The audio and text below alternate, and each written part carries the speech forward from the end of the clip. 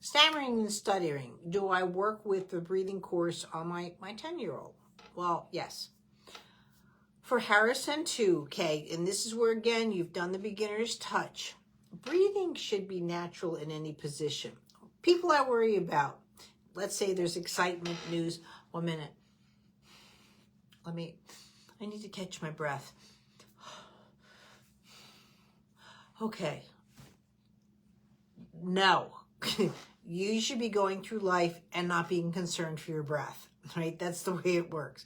When you feel that you have to breathe a certain way in order to be calm or whatever, we got a problem, right? These people are very, can be more self-centered, narcissistic. I'm not trying to be a psychologist here. I'm just saying that if you tend to dwell on stuff that you're doing versus others, you need to regulate your breathing so it goes back into more of a subconscious life function versus a conscious form of action, right? We do not breathe on purpose. When we go to sleep at night, that's how you breathe.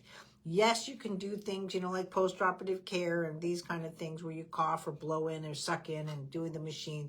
That's one thing that you're doing for respiratory health, not for respiratory function, right? And if anything too, what you might get away with Harrison because he's a bigger kid and he knows me. I would actually, and it's free too, do the adult breathing course. A lot of people don't realize I have it, but I do. I really thought COVID was going to affect so many of us, and that was actually the first 2 courses I did, and they're still free today, is the breathing course. But everything that I do, I should be able to breathe. Now, again, when I'm working on where I get excited, right? To some kiddos, it's like a workout, especially with his vision. And so I would almost do the breathing course that you're doing and stuff, but make sure you're including his vision. So you're working on those skills. So I'm over here and I'm breathing, and I'm over here and I'm breathing, and I'm over here and I'm breathing.